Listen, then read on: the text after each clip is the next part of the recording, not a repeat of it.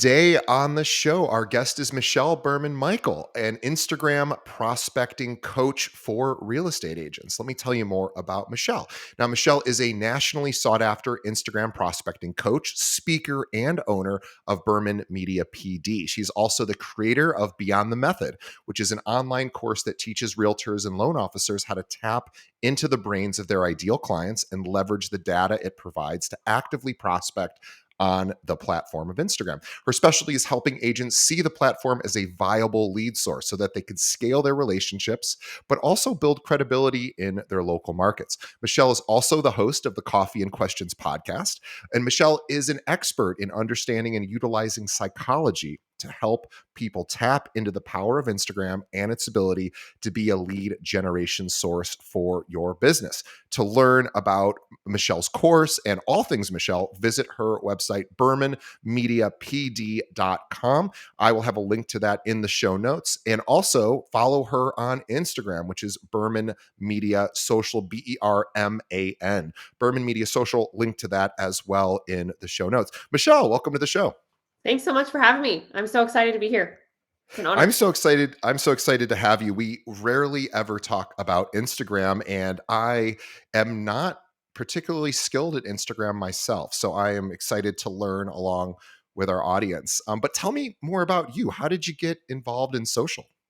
Yeah, this is my absolute favorite story to tell. So thanks for starting with that question for sure. But I actually got into the Instagram space way back in 2014. So when Wow. that started at that time of my life, Instagram was much more about sort of the influencer space, right? In the sense of, not necessarily holding a pretty product and getting paid to do it, but more so I was the broker between the large brands and the Instagram accounts that we were placing content on or buying ad space on. So really what happened was I was sort of in the middle of these huge brands trying to promote product, trying to drive website clicks and trying to drive views. And honestly, at that point, buying things off Instagram wasn't really a thing yet. You had to go to a website. So I was in between the brand and in between the accounts themselves. So in that process, I personally purchased several large Instagram accounts to do this on my own. So I was selling ad space of my own. I was working with the brands to create all of the ads, writing all the copy, deciding on which pages to put their content on to hopefully drive sales. And what I learned in the process was really, really quickly how to see through the crap, right? I hope I can say that way. But fake views, fake likes, fake everything that's on the platform, right? Yep. Because it was my job to sniff it out. Because if a company was paying me a large sum of money to help them produce more money, and we chose that Instagram page to put their ad on and it didn't produce anything, then that ultimately fell back on me. So in the process, I just had to really be able to sniff that stuff out. So with that being said, I got very good at understanding what worked, what didn't work, what kind of content was going to resonate with an audience and what wasn't, what kind of copy was going to actually get someone to take action. So long story short, I face planted into the art of human psychology and sales psychology and how those two worlds merge. Fast forward to today, I run a very large Instagram prospecting company. So we specialize in teaching real estate agents and loan officers how to actually actively prospect on Instagram versus what a lot of us know as passive prospecting, right? Which is traditionally what Instagram has been, which is sort of this platform of just post content, make good videos, write good captions, make sure you show up in your stories consistently, but then you just sort of sit and wait for inbound messages. So you're sort of living in this reactive space. And I have spent the better part of, close to 5 years since launching Beyond the Method, trying to flip that upside down and showing people that Instagram is not just a placeholder for great content. It's a platform that can actually replace a lot of the outbound prospecting that you have to do or that real estate agents tend to do in the form of like cold calling and all kinds of other things. So that's the fast way to go from 2014 to today. This is real. I'm really excited to dive into this because I really only know to look at Instagram from a research and development perspective from an agent. So an agent can follow all of their clients and their prospects and learn about their lives and then use that as reasoning to reach out. Hey, I saw you went on vacation. I saw the picture of that fancy dinner you made. So that's, and that is not about posting content. And so I'm really excited to learn more about sort of best practices with content and also relationship building. Mhm. But the only thing I know to do with Instagram is be like, oh, I saw somebody did this, and maybe I could reach out and develop, a stronger relationship that way. But there's so much more, of course, to developing a content calendar, really thinking about what kind of content somebody can produce and promote that actually drives business in a way that's authentic Mhm. and not salesy. So Absolutely. yeah, let's talk about it. Maybe the first thing to talk about is, what do realtors get wrong about their own Instagram accounts? Like, what are they doing that you just go, gosh, if I could wave a magic wand and tell them all not to do this, what are they doing that you wish they Oh my didn't? gosh, how much time do we have, DJ? No, I'm just kidding. All the In time in the all world. seriousness, there's a handful of them, and I'm gonna do my best to keep it Switzerland as far as how I would describe this. But there's really two big ones that jump out at me as someone who spends all day, every day consuming real estate agents' content on Instagram. First and foremost is they're leveraging boilerplate templates, right? So what that means is that they're using services that are producing the same type of content for every person that's using the service.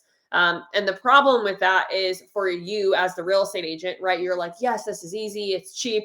Cool. Now I don't have to worry about it. I checked my social media box. But the problem is that there's no person there. There's no brand built into that. There's definitely no like who is Michelle or who is DJ involved in that content. And the problem with that for me as a consumer is I'm not hiring you as a real estate agent because your content says that you're the top 1% in your area. I'm hiring you because I like you as a human. There's something psychologically that's connecting us, right? Oh, you're into CrossFit too. So am I. My husband runs ultra marathons. Wait, so does mine, right? And now we're building this like very intentional and very authentic relationship. And then you, as the real estate agent, I hire you as the vehicle to get me from I want to buy a house, but I now own a house, but I'm choosing you because I like you, and then you just become the mechanism to get me there, right? And so I think real estate agents think that Instagram is a place for them to show off, and it's sort of overproduced, and it's like this big giant production of content. And I have had in my almost 10 years, I've probably had a videographer follow me around like maybe 3 4 times on one hand, right? So 95% of the content that I produce on a daily basis is from my phone. Yeah. That's it, right? S- So So we're if I understand you correctly, we're talking about, for example, the kinds of boilerplate content that realtors often will fall back on is closed sale, or I just won this award, or I just got I'm in the top, as you said, 1%. I just, again, it's achievement. Here are all my achievements. And you're right, that doesn't really speak to what, I mean, anyone other than your parents might want to see, or maybe your maybe your best spouse. friends. But But yeah, boilerplate content also second to your point there, DJ, because yes, absolutely. But the second part to boilerplate content is if you've ever seen those sort of stock images that go out, sure. right? Where if you're paying $150 a month and it posts on your behalf and all it does is slap your photo on it, but it's the background is a kitchen that's not of one of your listings, or it's not like that type of stuff, right? It's Sure. very unauthentic. It's definitely not organic content.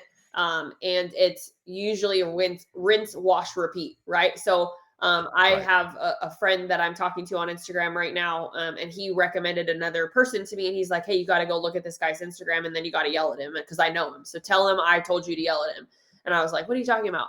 And I pulled up his Instagram, and every single piece of content was one of these stock templates, and Yeah. the only personal photo on the entire account with over 200 posts was his profile photo. That's it. So Yeah. that's the problem, right? Is like if I click on this gentleman's account, I'm like, who is this dude? Right? It's just S- business, business, business, business, or quote template. So should we think about Instagram as, yes, a way to demonstrate what we know and maybe some of our achievements? I certainly feel there's a place for that, For sure. but most importantly, would you define Instagram as a way for people to get to know me, or the agent, as an actual individual, both professionally and whatever degree of personal somebody wants to expose? Absolutely, 1,000,000%. And there's certainly great point there that you just mentioned that I don't want to skip over, which is, how personal are you willing to get?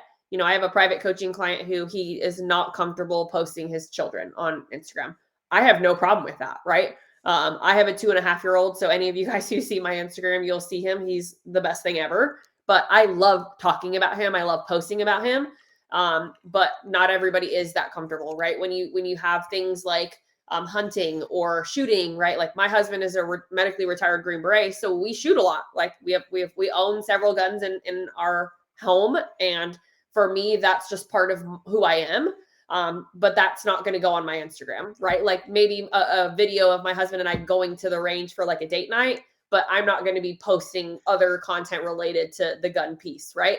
But at the end of the And is day, the I'm not going to reasoning for suppress that, it. that you is the reason for not posting gun content Yeah. because you feel that's a very polarizing topic, Absolutely. or? Yeah, Got it. absolutely. But at the same time, I'm not going to diminish who my husband was and the fact that he served our country and is an incredible shooter. Like, and we have a lot of fun going and doing it.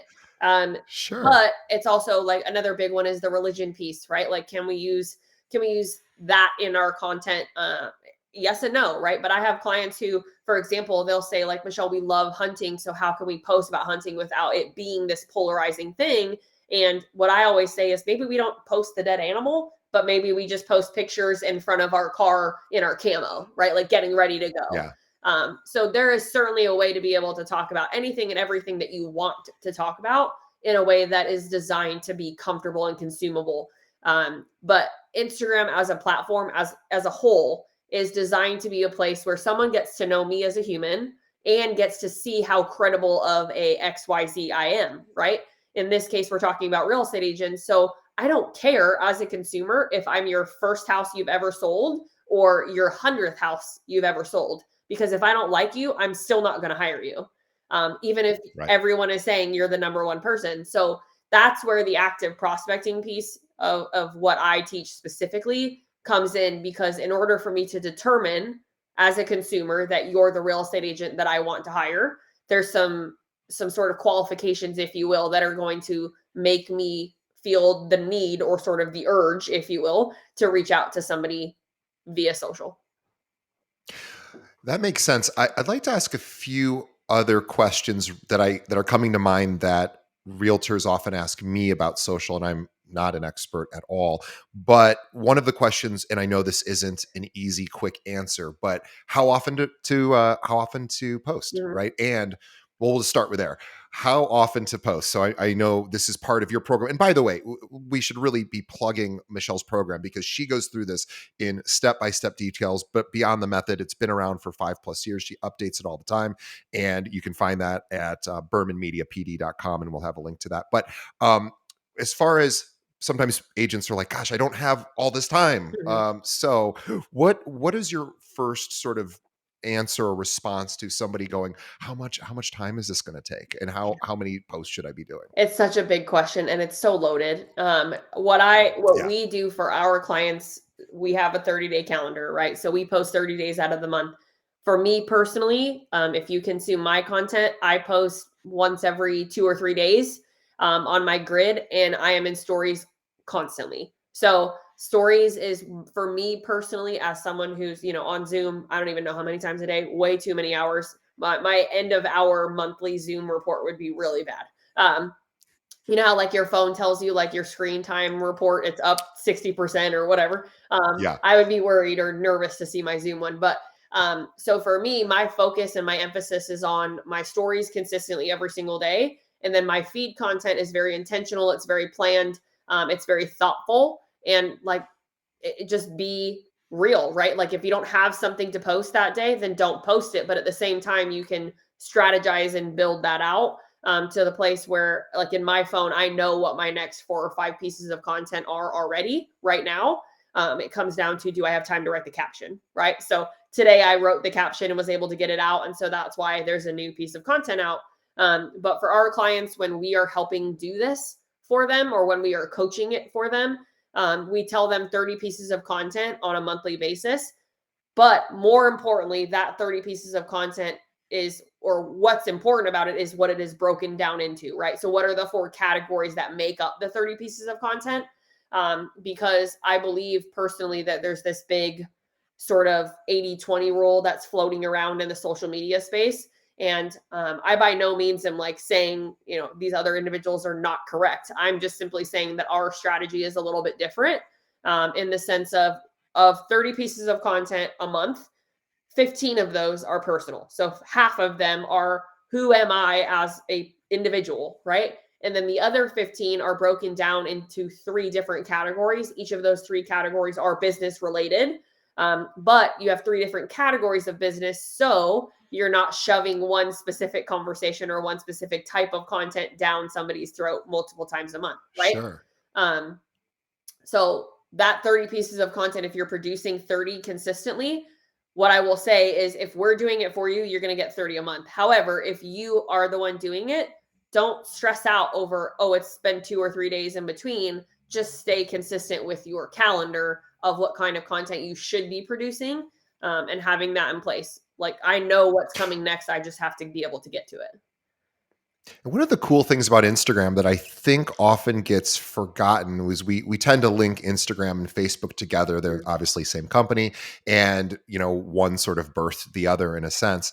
And we tend to think of them as similar platforms, but they're really not, Yeah, because what you can do in Instagram, or one of the major advantages, is people can find you very easily, and they can find you through demonstration of some of your hobbies, your interests, your personal stuff, as mhm, Michelle, as you were saying. And so, through hashtags, through content, you can actually find other people that are into the same stuff you're into. mhm. And guess what? People who share experiences, people who share hobbies, passions, they tend to want to work Yep, together. So this is it's fun. So whatever it is that agents do, maybe in their off hours, even as boring as it may be, if you're into reading, like, that's okay. mhm, That for some people, I mean, I don't think reading's boring, but I understand that writing content about it, you would say, well, how do I do that? Well, you could do a video of a book review of something you just read that really blew your mind, or you could just talk about, this is the best book I read this year, or whatever. There's lots of fun ways to take someone's passions and interests and produce really easy content. for sure, for sure, for sure. And that those hobbies and those interests, that is how you prospect. That knowing that about you, about yourself, is how you prospect. So you actually sort of started to say it, DJ, without even probably realizing that you were. But those hobbies, right? Like if you're into reading, right? I'm super into reading. My husband and I love our quiet time when my son's asleep on the weekends. He still naps for a solid 2.5 hours. So we get our books out and it is like quiet time. Don't touch me. Don't talk to me. Like we are reading, right? Um, but it is our favorite time. I just finished the Fourth Wing series. Rebecca Yaros, who came out with those 2 books, and I'm now reading the Left Behind series, if anybody's familiar with them. But I'm a diehard reader. I love real books. I'm not a huge Audible person. I'd much rather hold it in my hand. But where I'm going with this is when you are actively prospecting on the platform. So many times I hear people will say, how do I do that? Where do I start? Who do I interact with?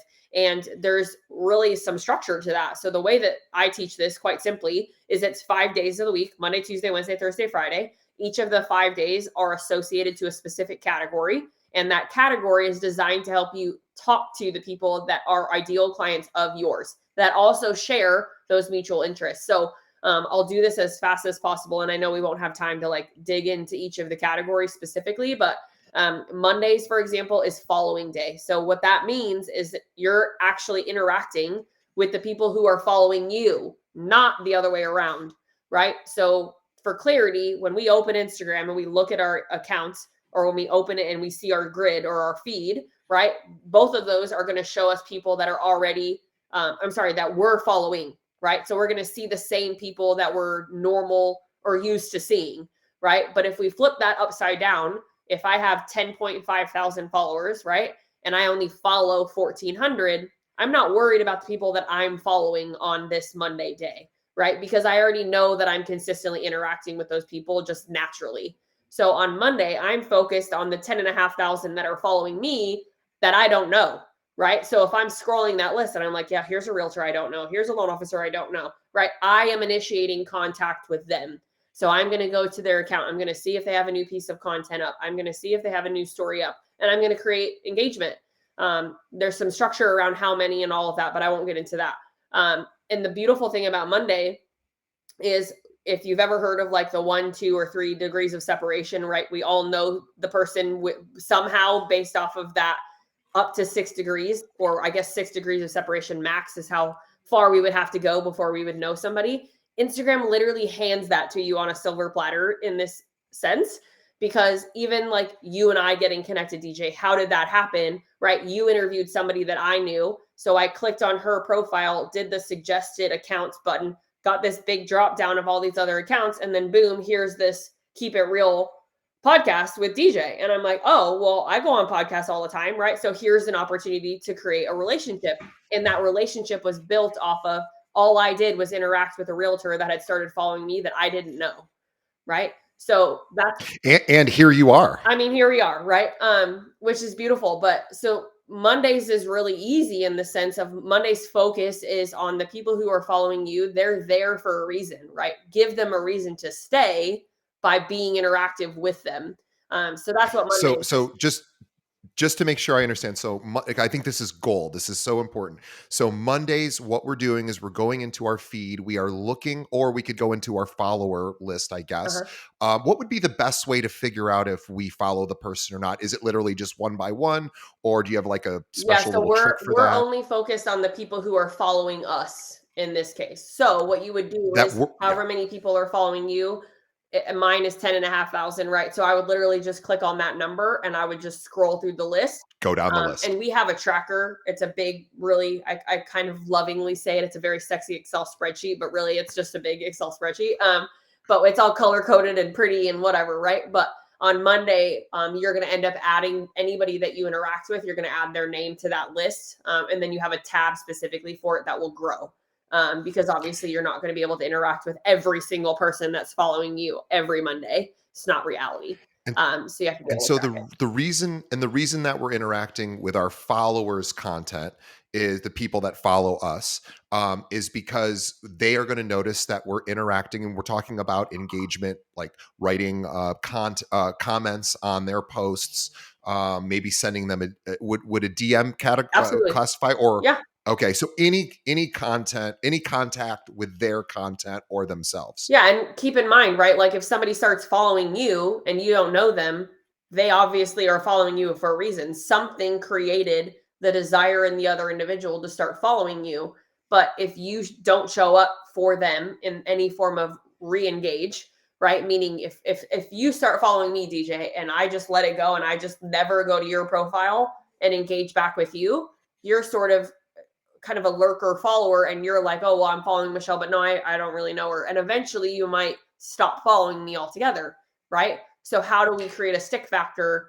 And then how do we Yeah. create an opportunity to have a conversation with someone as it's happening, sort of striking while the iron is hot, if you will, or the concept of that when someone starts to consume us. Now, we're not saying to somebody like, if you start following me right now, I'm not going to go and send you a DM and say, hey, thanks so much for following me. Like, absolutely not. We're not going to do that. We're going to engage like a normal human. We're going to go look at your content, see if you've posted something that I can resonate with, and then I'm going to react or respond to that. Y- So, and Yeah, I think you brought up a really good point. So what you just talked about is the dreaded LinkedIn connection. Because what happens oh sometimes when gosh, we accept yeah, we know this. You accept a friend. You accept somebody, I don't know what they call it anymore, connections, I think, in LinkedIn. When you accept a connection friend, so to speak, sometimes you instantly get those automatic DMs inside of LinkedIn saying like, oh, by the way, I want to sell you X, Y, or Z, or be mm, your service provider. And nobody likes that. mm, Literally. So if someone follows you, don't just write them a DM. Thanks for following me. mm. Do you need a realtor?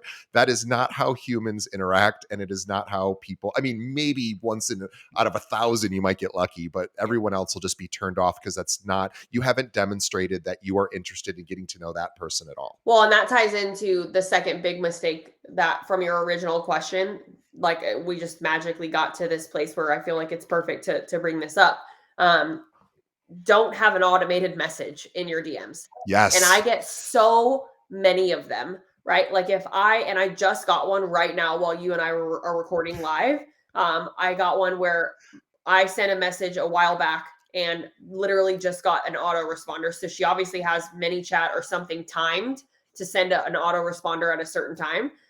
Some people have them set automatically. So as soon as they get a message, they automatically send out an autoresponder. So for context, right? Let's say, for example, DJ, you post in your stories a picture of you holding a Dutch Bros that you went and got in the morning on your way to work, right?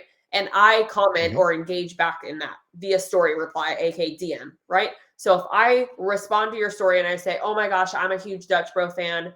I have recently been getting the protein coffee. What did you order?" Question mark.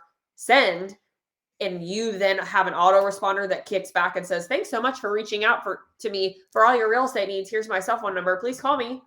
Like, I'm instantly turned off and I'm definitely not Sure. responding to you. But even more important than that, you are not going to ever see my message, right? Because now Instagram's not going to tell you that you have an unread message, right? So the amount of time that's going to lapse between you even seeing that there was that message from me in the first place to you responding to me is going to be way too long for me for me to stay engaged, if that makes sense. Yeah, totally. Yeah, it's interesting, and I also think too that and this as a man, I can only think about this from my perspective and maybe the male perspective is, there is such a thing as called sliding into someone's DM. So as men, male realtors, we should be mindful of that. In particular, females. I guess it never happens to me. I never get any unsolicited sort of romantic things inside of Instagram, but women do. And so, Mhm. can we just really quickly talk about if we're going to DM somebody who follows us and we're not as familiar with them, we're going to send them, hey, I saw you got this coffee or got this thing, and I'm really into the same thing. How do we do that in a way that doesn't come off as flirtatious or non-professional? Do you have any just general guidelines there as a woman who probably gets those kind of messages all the time? Yeah, unfortunately, I do. And when my husband and I first got married, we're actually about to celebrate 5 years. But when my husband and I very first got married, we used to make fun of it together. Like I would get the messages, and then I'd run into the other room and show him, and then he would respond, and it would just be fun. But now it's not as funny anymore because I'm a mom, Right. and I'm Yeah. very happily married, and it's sort of just annoying. Um, but here's the thing I will say is when I can very quickly tell intuitively when it's a Sure. message that is worthy of my response, right? So if someone just says hi, hi, and that's it, not responding, right? Right. If Right. someone is sending me a message saying hi, beautiful, da da da, da all of this, obviously not responding, right? If someone Right. says hi, do you have a few moments for us to chat? Not responding to that, right? Yeah, that's the I hate that Hi, one too. like, Yeah. "Hi, Michelle, do you have, room in your day to take on more clients?" Like, obviously, you didn't look at my profile, like, if that's what you're asking, Right. right? So, Right. I think the number one thing I can tell every single one of you guys that are listening to this of how to deal with that is use your intuition, right? Men have Yeah. it, women have it. We have different versions of the same intuition, but you can tell, right? And my pet peeve, if you will, is when a lot of the older generation will say, "Well, I just don't want, I don't know, so I just respond to all of them." I'm like, no, just because I'm 33 and you're 50 doesn't mean that at 50 I'm not going to have the same intuition that I currently have, Sure. right? So I think it's just a matter of like using your intuition and allowing, Using your best judgment. yeah, um, Yeah, and also as men understanding we don't get those kind of messages, but women do. all the So time. being extra mindful. I mean, literally, I've never once gotten one of those messages, but which is just the different experiences that Well, men and I women, think it also have. depends on how you initially engage, right? And what you say on your side. And so there's Sure. some message structure that we teach. I'll give it to you very quickly, but story replies, when you're doing a story reply, it's designed to be in three parts. Now, any of you guys have ever read What to Say or The Art of Conversation or any of these really very, very good sales psychology books, that is how I formulated all of this. So it's not just theory, right? This is truly like how it actually works on a day-to-day basis. But a story reply in those 3 parts. So again, all of these 3 parts is one message, but that one message is broken down into each of these sections or segments. So part number 1 is acknowledgement. So what does the person on the other side desire by using social media in the first place, right? To feel heard, to feel seen, to feel acknowledged for who we are and what we're doing. So if I'm responding to your story about Dutch Bros and I don't acknowledge the fact that you're holding a cup of coffee or that you are holding Dutch Bros coffee, I'm missing the boat there, right? I'm doing you a disservice and I'm doing myself a disservice in trying to build our relationship. So acknowledgement first. So I'm going to acknowledge quite literally, hey, it's awesome that you got Dutch Bros. I'm a huge Dutch Bros fan too. Then part number 2 to the message comes in, which is subliminal business play. So this has been tried and tested over and over and over again. And the best way to do this is to tie it into your clients or the fact that you have clients or the fact that you're actively working. So what would that sound like for you, right? Like, and let's pretend I am the real estate agent, Michelle, and I'm prospecting you, DJ, in my DMs, right? So I see the story of you posting or you holding Dutch Bros. I'm going to say, it's awesome that you got Dutch Bros. I'm a huge fan of Dutch Bros as well. I've been getting the protein coffee recently. And then the subliminal business play might be Dutch Bros is actually my favorite place to take clients for coffee before we go look at houses. That's my subliminal business play. So I'm not I'm not selling them directly, right? I'm You're simply you're acknowledging the fact and bringing to light subliminally the fact that I have clients, right? Um, Yeah, so you're telling instead of selling. You're basically talking about an experience that's related to your business without saying, "And you might be the next person that I want to take to." You're just saying, "Oh, hey, I love Dutch Brothers. I take all of my clients there before we go. I'm so glad to see another Dutch brother fan out there," or Yeah. whatever. And Yeah. then the third part is ending it in the question, right? Ending it in the form of a question. So my final segment to that message that I'm sending you would be something like, what's your go-to order at Dutch Bros? Or how often are you stopping at Dutch Bros? Is it, I go 3 times a week and my husband hates it. Haha, right? So ending it in the form of a question is designed to get engagement, right? So if I'm ending it in a question, I'm anticipating you responding to me. And then when someone responds, so let's say you do respond, my job at this point is to keep the conversation going as long as I can, right? We all know that in sales, the number one thing that we need to do is capture attention for as long as possible, right? The longer we can keep it, the more likely we have the opportunity or will have the opportunity to convert it. So, my number one suggestion in your DMs is live in the land of curiosity, meaning ask questions all the time, constantly. Never respond in the form of a statement or something that is a rhetorical question, right? In that sense, questions that are designed to continue the conversation is key because we have to get through the 4 to 7 touch points that traditionally is what a real estate lead takes, anyways, to convert in the first place. And there's also transition sort of ways to transition from the sort of the statement about the post into the question. So I was thinking as you were saying that, what I would probably add if the roles were reversed is I would say like, "Hey, Michelle." After saying you're Dutch Brothers, that's awesome. I love Dutch Brothers. I take my clients there. Hey, funny timing.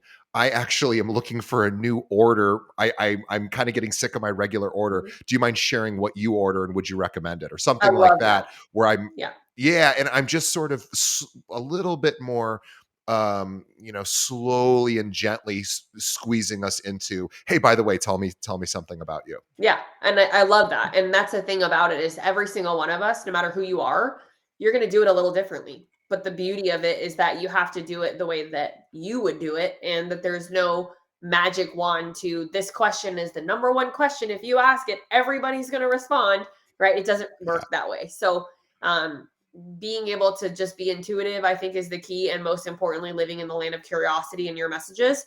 And I think the biggest thing that I want to make sure we don't miss is prospecting is not a if I get to it, I'll get to it type of situation, right? Especially when it comes to Instagram. So I prospect on Instagram every single day. I don't prospect in the form of cold calling at all anymore. Zero. I haven't had to cold call in years. I'm very grateful for that. But and if you're listening to this and you do cold call, that's you keep doing it, right? But designate a time of your day or time block it, which is I think the phrase that most people use, right? Time block a hour of prospecting in your morning or in your afternoon. Or if you don't have a solid hour you can designate, maybe it's a little bit in the morning and a little bit at night, right? Um, but it has to be a non-negotiable, and I think that that's the problem with Instagram right now is people are seeing it as if I have time I'll get to it when I get to it, versus this is an opportunity for me to truly never have to cold call again if I do it right, because I can build a relationship digitally first, work through the touch points, and then get on the phone with them.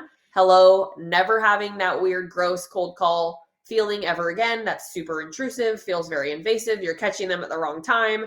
They're like, why are you calling me? Who are you? I've already talked to 5 other realtors, right? Like, we want to avoid all of that. And so, avoiding that feeling is literally why I developed the prospecting part of the Instagram platform the way that we do it, because I know how that felt many, many years ago. And it's awful. I don't know anybody that enjoys getting hung up on. No, it's terrible. So Monday is for reaching out to our followers Yeah. and initiating some sort of interest in their activities, their passions, and seeing if a conversation emerges from there. Yeah. At the very least, even if it doesn't, what we're doing is demonstrating care and that we're interested in someone else and that we're paying attention, which is one of the most flattering things that any human can experience is somebody paying attention to them. Like you said, being seen, being heard, most importantly, being acknowledged. And that's through the content or the comments or the DM is, hey, I saw you did this thing. Awesome. That's really cool.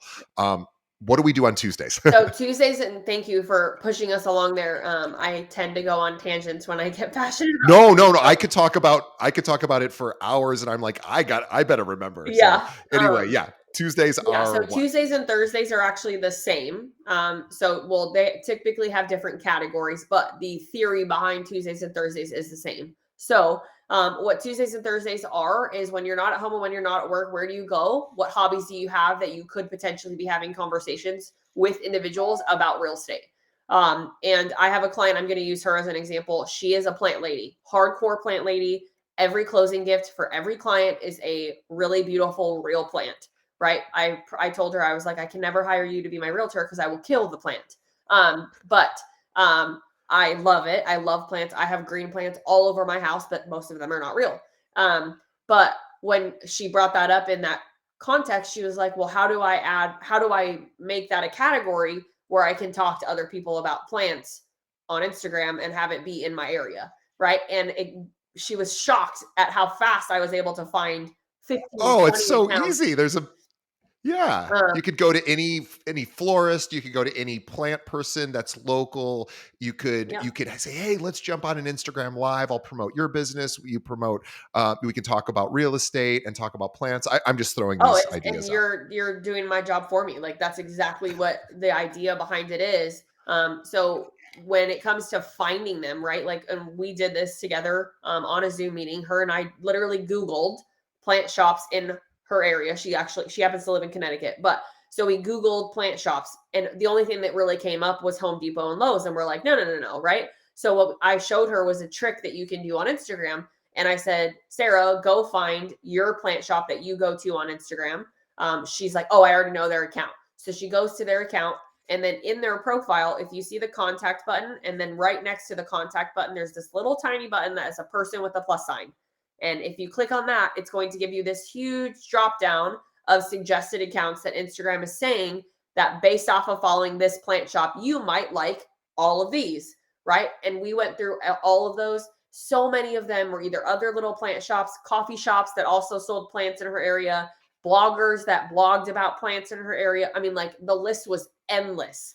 And she was like, Yeah. Michelle, my town is so small. How is this even a thing? And I'm like, thank you, Instagram, because you just created a community for yourself in your hyper local market, right? And I really want to hit on that in your hyper local market Yeah, we're that we're you not can tap finding into. plant shops from all over the country, which anybody could do, and that doesn't really necessarily speak to the local community. Yeah. Correct, right? But like Instagram, if by using that suggested button, right? Instagram is literally giving you what you are asking for. right? Which is I want to find other people who are into plants and other plant shops or other bloggers or whatever in my area.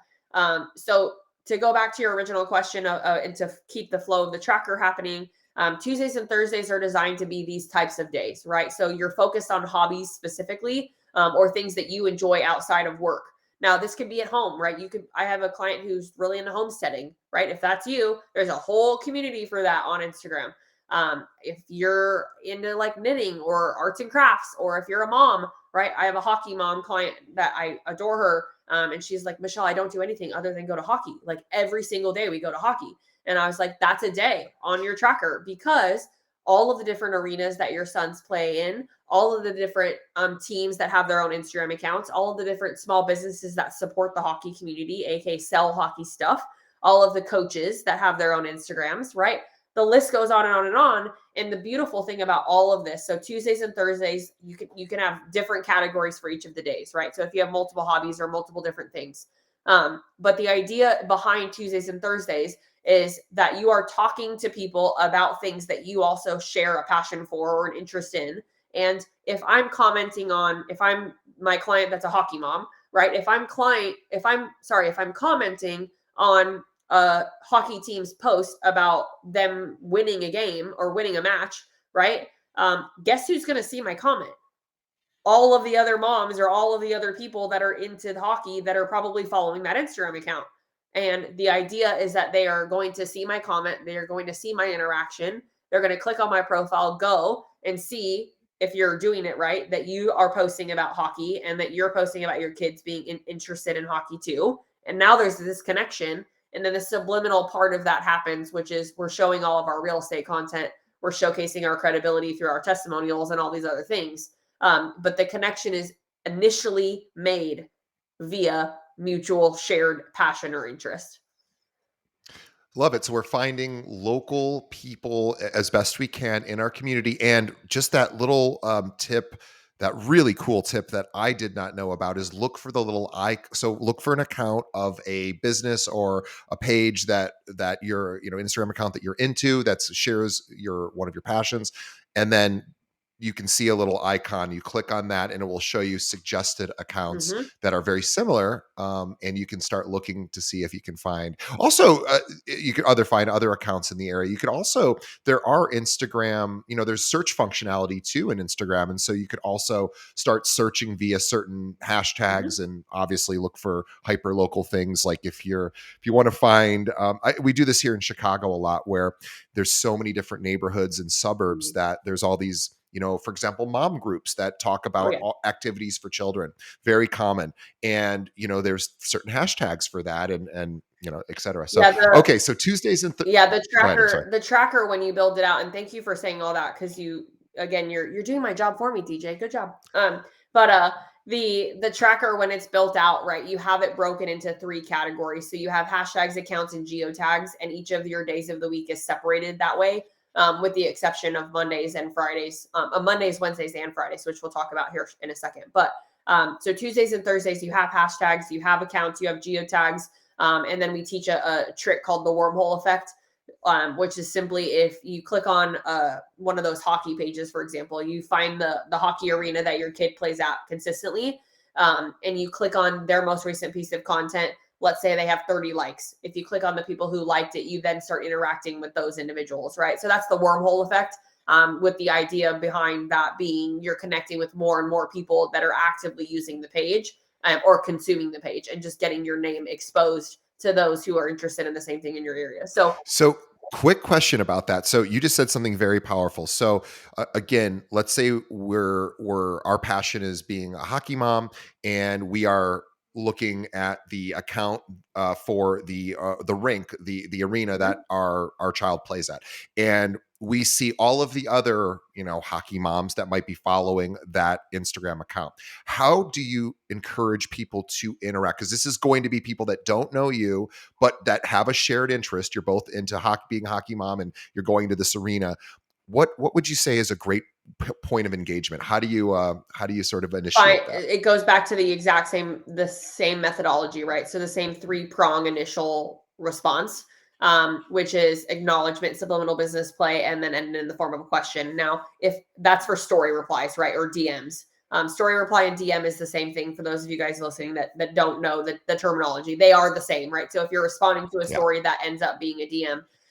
But if you're commenting on someone's content on their feed, it's a little bit different, right? It's a little simpler. You don't need to do a full 3-prong response, but you do need to have acknowledgement, right? I will tell every single one of you, if you are commenting on a piece of content and your comment doesn't stand out to me as the person that produced content or produced the piece of content, I'm not responding to you, right? So if you're like, awesome content, great photo, this is really cute, or your son is really cute, exclamation point. It's like, that's what everybody says, right? And not to be Yeah. facetious about it, but to simply say, in a sea of a bunch of comments, your job is to stand out.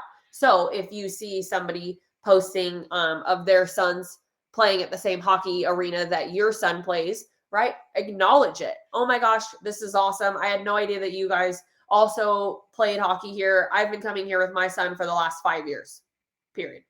Right? And that could be something that's going to stand out. Now, if you're responding to her story, that individual story that posted that photo of her boys in front of the hockey arena, and you're like, well, how do you break the ice? Same concept, Yeah. right? The 3-prong reply applies, which is acknowledge, subliminal business play, and end in the form of a question. So your final question to that could be something like, I've been coming here with my sons for the last 5 years. How long have you and your boys been playing at this arena? And you can even go one step further. Like, when are you guys there? I would love to like say hi, right? Like, Say hi. Yeah. you know, um, but it gets a lot easier when you have that shared connection or that mutual interest. And then the thing about that, which is funny, is to your point, DJ, which is there's a degree of separation where you may even realize that you already knew that person without even realizing it, right? So you may click on their profile and be like, oh, that's the wife of this person, or oh, that's the best friend of this person that I've never talked to, right? And it becomes so easy to start a conversation. So Tuesdays and Thursdays are that, right? And I always say, just think through that. And everyone's like, well, I'm really boring. I don't do anything. No, that's not true, right? You have interests, you have passions, even if you don't leave the house. Even if it's a TV show that you watch, Absolutely. I was doing this the other day. I was watching The Curse, which is a show on Showtime, and it's one of the most uncomfortable shows I've ever seen. It's purposely written to certainly activate someone's anxiety and interpersonal sort of challenges. It's really good. It's Emma Stone and Nathan Fielder. It's very, very good. But anyway, it's very hard. I find it very difficult to watch. And there's a lot of symbolism in the show. And I go, I am going to the Reddit forum or the Reddit group for the subreddit for The Curse, and there is one. And I'm like, I think they're trying to portray him as like a Jesus-like character. And anyway, I wanted to see if my theory was accurate, and sure enough, other people had the exact same theory. But you could do the same thing on Instagram. You could say, Absolutely. I just saw the ending of episode so and so with this. You could even post content about it and say, I don't really understand what the ending means. If anyone has seen this, if you have ideas, or you could search for other people's content about that particular episode, say, hey, I just found your content, I'm a little confused about the ending, here's what I think, but what do you think? I mean, it doesn't have to be something you even go out and do. It could be something you consume, like like coffee or a TV show or a book or anything. Yep, and the easiest way to do it if you're like sitting struggling thinking of ideas for topics is if you're in Chicago, right? But Chicago is freaking massive.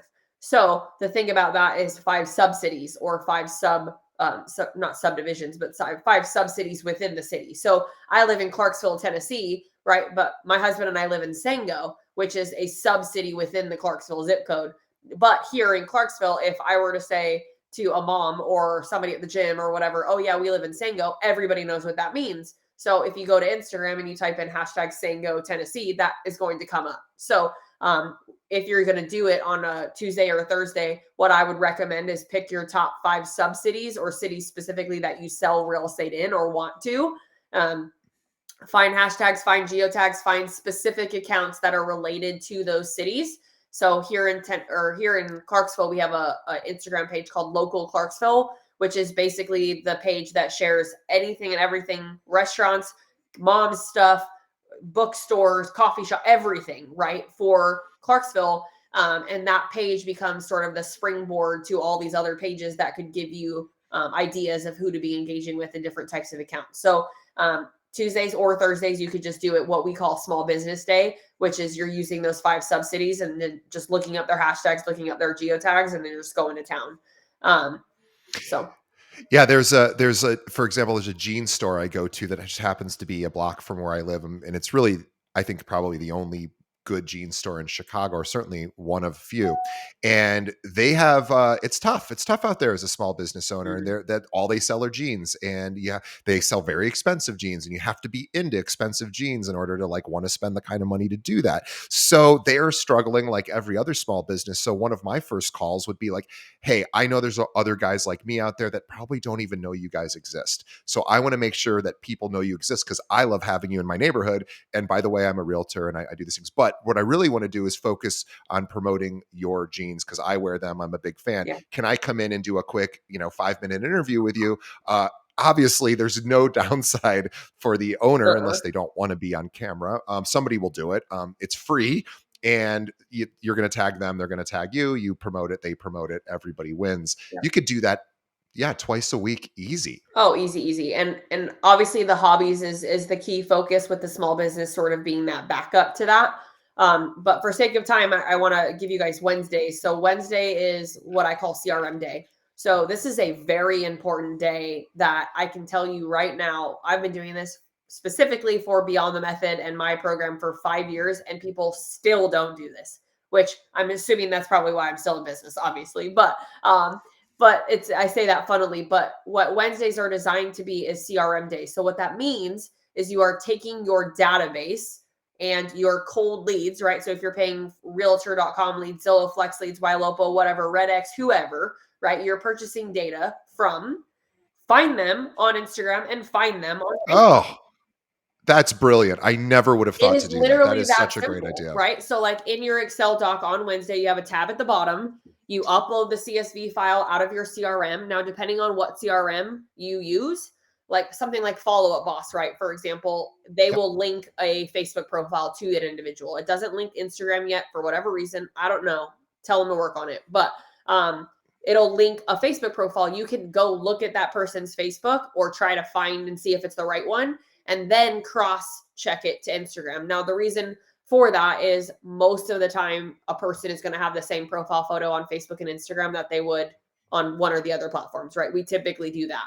Oh, that's So smart. that Yeah. means that you'll be able to confirm or deny this is the same person, especially because a lot of people, especially if it's individual personal accounts, they're private, right? So in order for you to send or follow them on Instagram, you're going to have to send a follow request. They have to approve it. So if you're going to do that, you want to make sure you're following the right person and confirm that based off of seeing them on Facebook first. So on Wednesday, there it's 2 parts, right? You're uploading your CRM. You got 500 names, 1,000 names, whatever it is, and you're working through the list. You're finding them on Facebook. You then cross-check, find them on Instagram, and every Wednesday, you just keep working through that list and make sure that you consistently are talking to the people that are on that list. So you take the first 45, then the next Wednesday you go do the next 45, and you just keep working through until you repeat at the top of the list. In the process of doing that, you're obviously going to start having a lot of really good, warm conversations. So eventually, that person's going to get moved off of Wednesday onto another day of your tracker, aka Friday, which is what we call re-engage day. And I know that this is getting somewhat confusing, but visually it's a lot easier to see. But that's what Wednesdays are designed to be. The cold lead part of it is if you're buying leads in any capacity, right? Zillow leads is a great example because when Zillow calls you, or when you get a lead from Zillow, they're just calling you, right? Like you don't have time to Yeah. like look up the Live person transfer. Yeah. and know like, oh, this is Michelle Berman Michael calling me. This is her Instagram. She has a dog. She has a 2.5. Like you don't have that access that fast, right? Right. So the beautiful thing about that side of it is when someone calls you like that, you get this inbound lead. Your job as the real estate agent, moving on from that, or in moving on from right now to every conversation you have moving forward, is on the phone with them. Let's say it's you, DJ, right? And you are inbound calling me. I'm the realtor. You're the Zillow lead coming in. So I'm gonna say, "Hi, DJ. This is Michelle Berman Michael. Great that you were calling. Blah blah blah." Go into my script, right? But then here's where this gets important. At the very end of the conversation, it is your job to make sure you are connected to them on Instagram, right? So at the end of your call, you will literally say, "Hey DJ, this has been an amazing chat with you. I'm really looking forward to seeing you on Saturday when we go tour XYZ property, or on Friday when we go meet for coffee to talk about your house, blah, blah, blah." Right? But before we hang up really fast, I want to make sure we're connected on Instagram because that's my primary platform. That is the primary place that I communicate with all of my clients. So what's your Instagram account really fast? Yeah. It almost doesn't even give them the option to say no, because you've already qualified it by saying, "Hey, this is where I communicate most effectively and Mhm. most consistently." So yeah, if I wouldn't even ask if you don't mind. I would just say, "Yeah, what's yeah," like Yeah. just like you said, But it was perfect. I had a client, and I'm curious what your thought is on this, DJ, because I had a client who was like, "Michelle, is it weird to say that? Like, is somebody going to think that that's weird?" It And I'm like, "I it think it's can how it you can say it." seem weird. Yeah. But the way that you said it was not weird. You qualified it, you explained why you were asking for it, and it was a perfectly logical reason. Yeah. So I think if you just said, "Hey, what's your Instagram?" then people can have all sorts of thoughts in their head about, why are they asking for Mhm. this? Are they flirting with me? Are they, who knows? Yeah. But I think by saying by qualifying it the way you did, it gives really no reason for somebody to say no. Yeah, you're just having a conversation with someone and you're quite literally saying, "This is my primary method of communication. I know we had discussed meeting on Friday for coffee. So I just want to make sure we're connected there so that if you have any questions between now and Friday when I see you, you can message me." Right? Perfect. So, and Oh, I then love once that. that happens, once you start following them or they start following you, they obviously get added to your tracker. So you can track that that individual is now following you so that you can stay consistently in front of them. Because I will say realtors are notorious for terrible follow up. I think everybody would say that they are, Yeah. even if they've been in business forever, right? They'll say, like, my biggest weakness is not like closing the loop, right? Closing and working the lead until you get a hard no. Um, and so that's certainly a way to make sure that you can track it. But yeah, so that's Monday, Tuesday, Wednesday, and Thursday. Friday is simply re-engage day. So what that means is quite literally re-engage anybody that you've had a good conversation with. So if a conversation comes to a natural stopping point, which it will, they all do, normal, it's very normal. You simply re-engage them. And then the way that we do this is we track and we color code them, right? So if it's the first re-engage, if it's the second re-engage, etc., we can track that. And then once we've gotten to 4 or 5 really solid back and forths and really solid touch points with that individual, then it's our job to go for the ask, right? Your job is to get them on the phone, attempt to set an appointment, whatever that looks like for you, Zoom meeting, Calendly link, whatever that is for you. But you have to attempt to go for the ask at that point. And then Friday basically gives you the opportunity to stay in front of all of your warm leads. And then what are we doing on the weekends, or are we taking the weekends I don't off? engage on the weekends. And Is that's me do personally. I what I Got tell it. everybody is the tracker that I've designed is Monday through Friday. If but it's what I mean by that is it's 5 days, right? So it's 5 days designed Monday through Friday. However, if you want to do it Tuesday through Saturday, I don't care, right? If you want to do it Wednesday through Sunday, I don't care. There's no better day or worse day. It's a matter of like, what are the 5 days for you that are going to make sense? I also know that real estate agents notoriously are the busiest on Saturday and Sunday. So asking them to Right. prospect and spend an hour in their DMs or an hour on Instagram specifically doing what I'm teaching is going to be harder, right? Mondays, there's no reason. Most real estate agents use Mondays as their admin day or as their like chill. I'm going to catch up day because of a crazy weekend. Um, but that's just how it's been formulated. But if your schedule is completely different and everything I just said doesn't apply to you as far as days, then do it. Do the 5 days on the days that make sense for you. So just to sort of recap the way that I think you're telling people to approach Instagram is really as a connection tool, Yeah. not as much of a consumption tool. So we're either going to use it to unwind and sort of just have entertain ourselves with other people's content, but if we're using this for our business, we want to be super intentional and think of it as, how do I find people who are into the same things I'm into, and how do I engage them on a regular basis so that we can share our passions and connect that way, Mhm. and then we can naturally lead that into, hey, oh, by the way, I'm a real estate agent, etc. Absolutely. Yeah, so we really if we're finding people we don't already know, we're really looking for shared interests. We're connecting that way, and then we're moving on. Shared And at interest some or point, shared connection. Keep that in mind, right? right? Um, Yes, thank you. because a shared connection is equally as powerful as a shared connection. I'm sorry, as a shared passion or hobby, right? Yeah, Because some of my closest friends in the industry today, right? I don't know if you've ever interviewed Kyle Draper, DJ, but if not, you should, right? But Kyle and I became very good friends because we accidentally found each other on Instagram and we're like, hey, we were both on the same show. And now, anytime I'm in Dallas, I am always having dinner or meeting up with Kyle. We've also spoken at events together. We've done podcasts, all the things, right? And yeah. what's funny about that is I met Kyle during COVID when Clubhouse was really big at the time. So I heard Kyle's voice, went to Instagram, found him, realized we had all these connections, and was like, oh my gosh, I just got to send him a message. So I did. Fast forward, 3+ years, here we are. So I think it's just as much about mutual interests or shared passions as it is actual just straight up connections, right? And what those degrees of separation might be that could turn into a business opportunity, or in your guys' case on the real estate side specifically, a lead, right? Like, oh, you worked with so and so that I know, or oh, I know the owner of that place. How often do you go? Yeah, it's funny. I always think about this because this podcast, we interview mostly top 1% agents from all over the country. And I recruit agents. So if I were not hosting this podcast and somebody else was doing what I do, I would be calling those agents that, were interviewed in my area that were featured on any podcast, whether it's mine or someone else's. I'd be like, hey, by the way, I just listened to your interview with such and such podcast. You're exactly the kind of agent we want at our firm. If you're ever thinking about, this idea of, using media to find people, to find prospects, to connect, is really just the way that we think of it, mostly as a consumption model. I'm going to consume others' content, or I'm going to just post stuff about my business.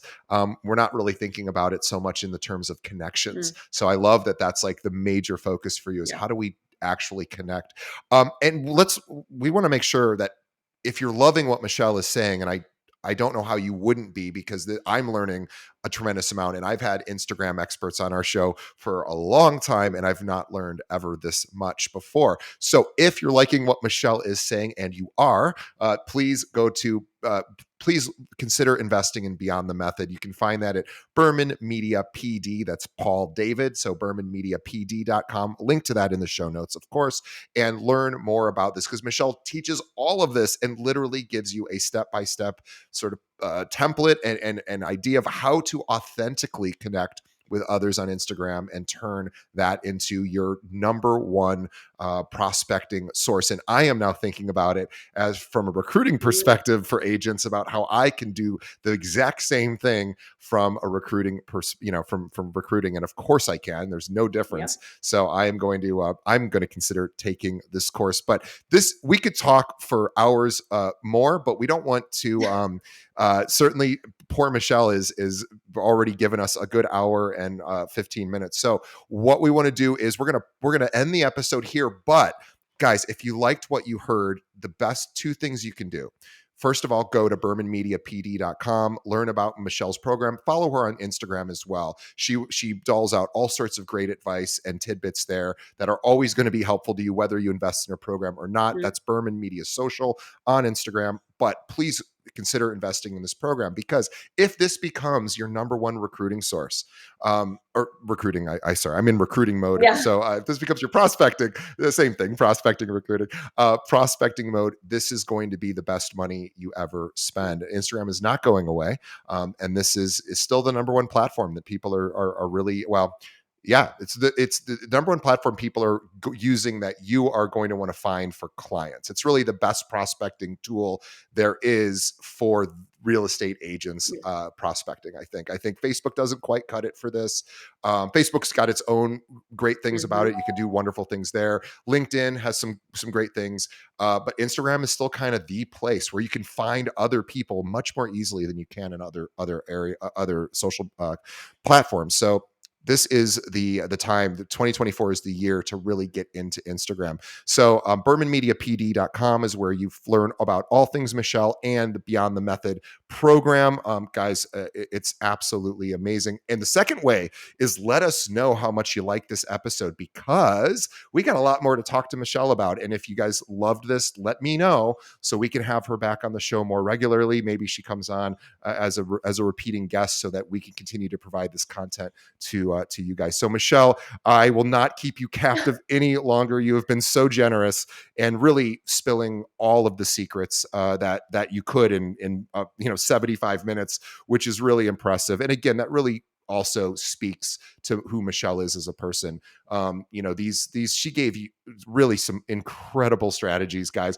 By the way, you probably should listen to this episode a second time just to go through and get everything. And Michelle talks fast, I talk fast, but she had a lot of great content in there. So I'm not saying it to up our view count by double, although that'd be great for us. But really, I'm doing it because I need to go back and listen to it again and make sure I've got a lot of these fundamentals down, and then consider investing in Michelle's program. So on behalf of our audience, thank you, Michelle, for taking a good chunk of your afternoon to talk all about Instagram. I'm so glad you found us, and I'm so grateful to have you on the show personally. Our audience, I'm speaking for them as well. And on behalf of Michelle and myself, thanks to the audience. Thanks you guys for sticking around to the very end. We appreciate you. Again, consider investing in Michelle's program. Follow her on Instagram. Berman Media Social is her account. And also tell a friend. Think of one other realtor that thinks they should do more on Instagram. By the way, pretty much every realtor feels that way. Yeah. So anyone you can think of that